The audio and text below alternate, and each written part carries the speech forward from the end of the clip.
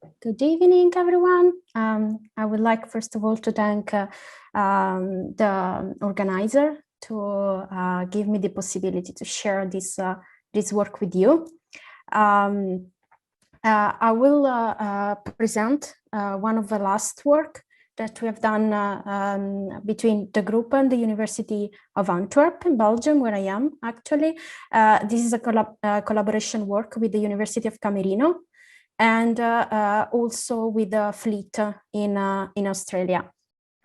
And my talk will be about something a bit different from the previous talk, because our proposal here is to use a three-dimensional superlattice as a strategy to study electron-hole superfluidity and to achieve high temperature. So as you can see from the title and the color, my talk would be divided trying to explain you this 3K concept. So let's start with the proposal. The system that we propose consists of a superlattice of n-dope and p-dope monolayers of transition metal decalcogenide. And for who is not familiar with the idea of the electron-hole superfluidity, the idea is that in such a system, an hole and electron from different layers, they will form a pair, they will behave as a boson, and at sufficiently low temperature, they will undergo condensation or behave as a superfluid. So the first question that maybe you would ask is why you choose a TMD superlattice, why transition metal decalcogenide? Well, the first big advantage of this transition metal decalcogenide is that when you combine them, when you combine two different transition metal decalcogenide, you have a type 2 band alignment. These allow the separation, a special separation between electron and hole without additional barrier. And this is important if we want to study electron-hole superfluidity, because we are reducing the recombination of the electron hole without adding like an extra thickness that will also make weak the interaction between these two components. And the other reason is that transition metal decalcogenide had other advantages, such as large effective masses, large binding energies of the exciton, and long lifetime of the exciton. And because of this, we have some previous work in which we show that if you search for superfluidity in a single bilayer of this transition metal decalcogenide, the superfluidity is predicted to be strong. And there are some experimental signature of high temperature and exciton condensation, again, in a double layer system. So because I'm talking about double layer system, your next question would be, if you know that the double layer system works quite well, why you need to go to 3D system? Well, because actually the bilayer system has a strong limitation. The nature of the interaction in such and of the superfluidity in such a system, it's a 2D, as a 2D nature. And this means that the temperature is limited by the COST transition temperature. And as you can see, the transition temperature, the COST transition temperature does not depend on the strength of the coupling, but is proportional to the density, to the carrier density. So one can think, okay, I will increase my density as much as I want, and automatically I will achieve very high temperature. But we are talking about a system in which the interaction is a long-range Coulomb interaction. So of course we have to include screening in our thought. And we know that at very high density, when the interparticle distance between the carrier is very small, the screening will suppress the electron-hole interaction. So we are not allowed to reach very high density, and so we're not allowed to reach very high temperature. So because of this, what we want to do is, okay, let's try to go 3D, and let's remove this limitation of the COST transition temperature. So this is the idea of what is happening. This is a sketch of what is happening. So you can see the pairing between electron-hole in different, coming from different layers. And so let's now start to describe the electron-hole superfluidity in this system. So first of all, we need to understand what kind of interaction we have in this system, because I mean, it's a 3D system. So we have a 3D interaction, and there are two kinds of interaction. We have an interaction between electron-hole in different layers that can be described in this way. But because of the hybridization of the TMD monolayers, we know that even though the particles are principally confined in one layer, we have a small probability to have the electron and hole in the same layer. So we have also an interaction between electron and hole in the same layer that we call with this V0. Okay, so now we want to describe like the total interaction, and we want to include the screening. So we focus the attention at low density, where the interparticle distance between the carriers in one layer is much larger with respect to the distance between the layers. And we write the random phase approximation for the total electron-hole interaction in such a system, including the screening. So at the numerator, you can see what I was telling you about that the interaction is a combination between these two interactions, and the weight of this interaction is given by these factors that are the form factor that account for the overlap of the wave function. While at the denominator, what you can see is the screening. We account the screening using the polarizability that they describe the density response function. And these are calculated as a loop of the green function in the superfluid state. And because we are in the superfluid state, we have two terms in the screening. We have one that is called pi normal, and this is the normal polarizability. It would be the terms that goes back to be a linear function when there is no superfluidity. But then, because of the superfluidity, we have an extra term that we call pi anomalous, the anomalous polarizability. And this is proportional to the superfluid gap that opens in the excitation spectrum.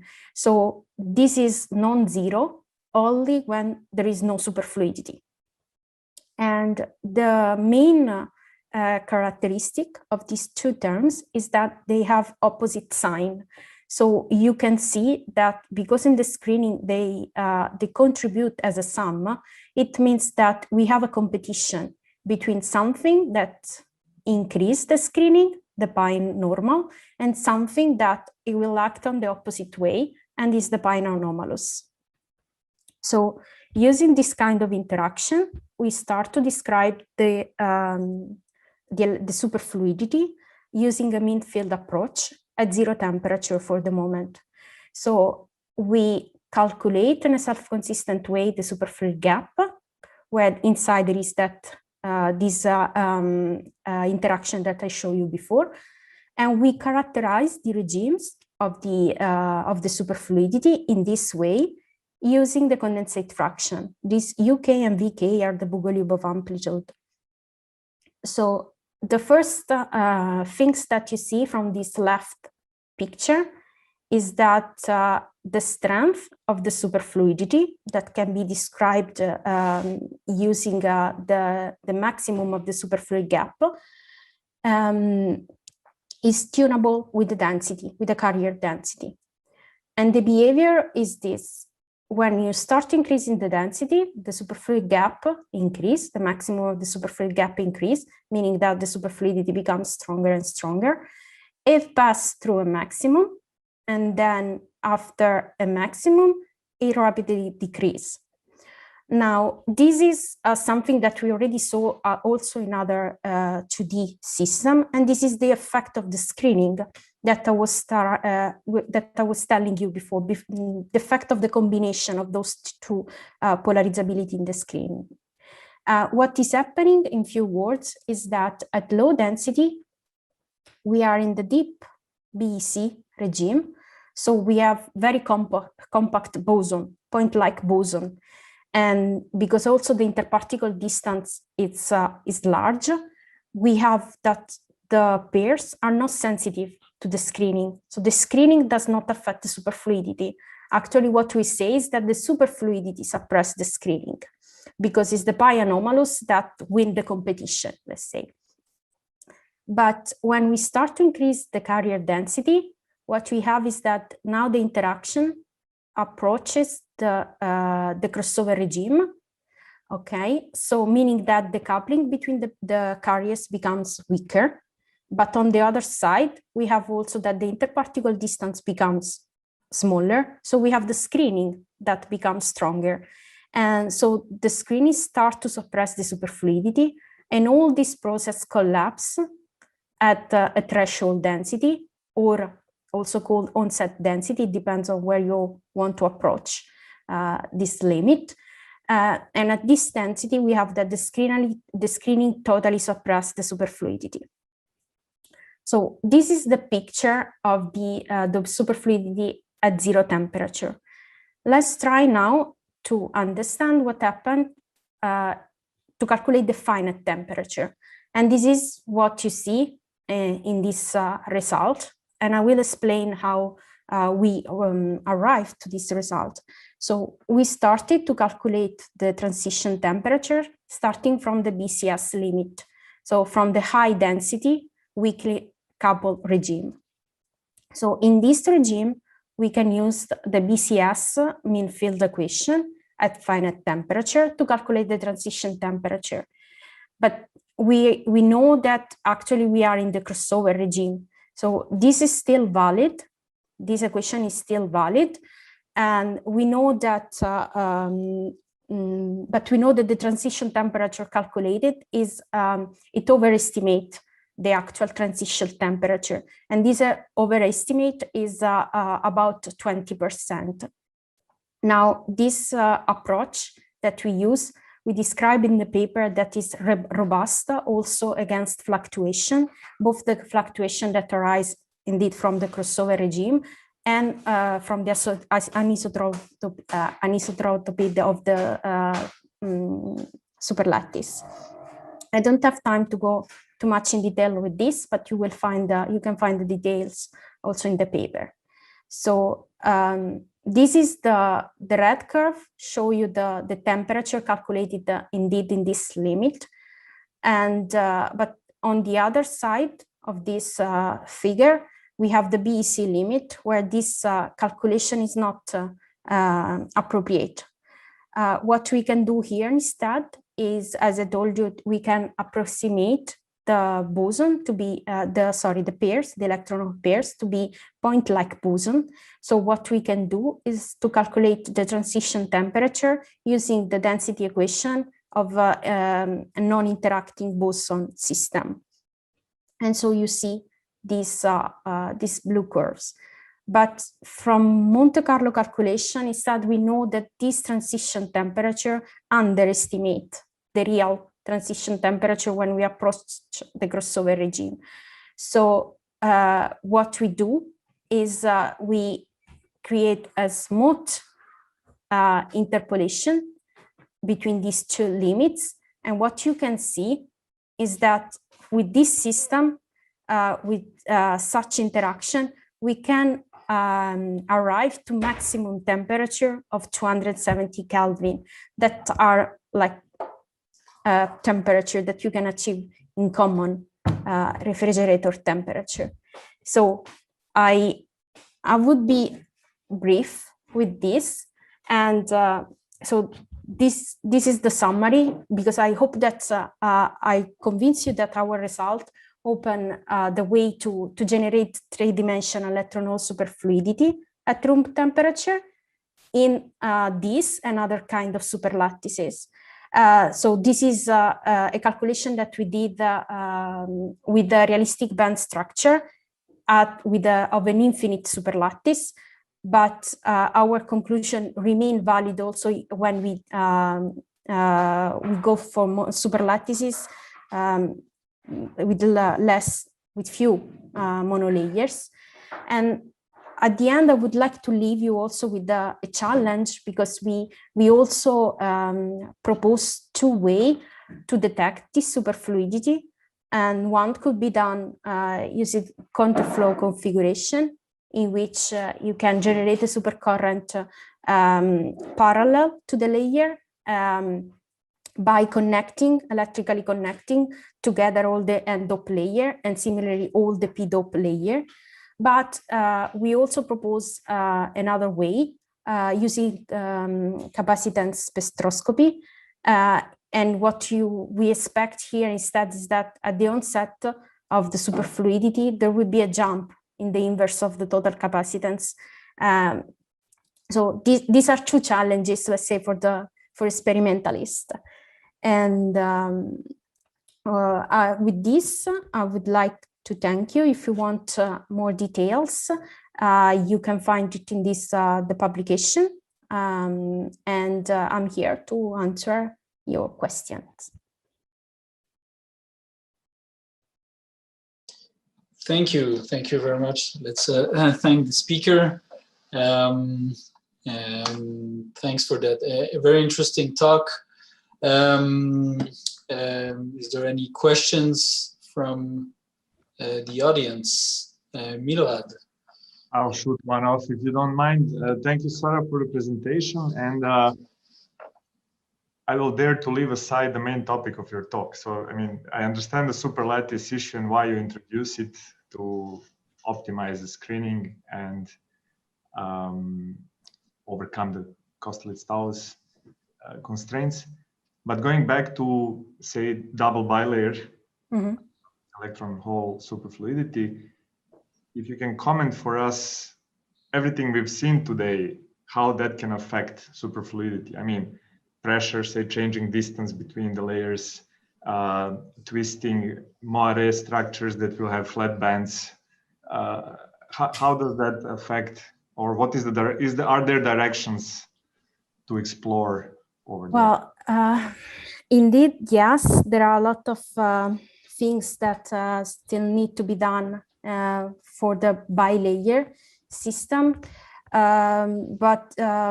Yeah, the distance for sure. I mean, one of the major advantages, as I told you about the TMDs, is that you can reduce this distance as much as we want, because I mean, essentially you put together the two layers. So this is for the moment, I think that this is the system that is the best one to achieve such confinement of the electron hole with minimum distance. For the twisting, yes, I mean, one of the advantage of the twisting would be indeed the flat bands, because we already show in our previous work, and one of these is the one that I mentioned in this slide, is that the fact that we have large effective masses, so that the bands become flatter and flatter. It's a good point to make the superfluidity stronger. But on the other side, we need to be careful, because I mean, if we go back to 2D materials, again, we have a Kosterlitz-Towers transition, so this mass appear at the denominator. So if we want to achieve real transition high transition temperature, we have to play around with this twisting, because extremely flat bands are not so good. But yeah, middle way maybe. So the trick is to be able to really tune the band dispersion of this system. So there are always trade-offs. Yeah. Yeah, thank you. All right. Is there another question from the audience? Yeah. All right. If not, I think we will thank all the speakers of this mini workshop, and we will conclude this first mini workshop of the series. Hope there will be many others, and I hope also we can meet in person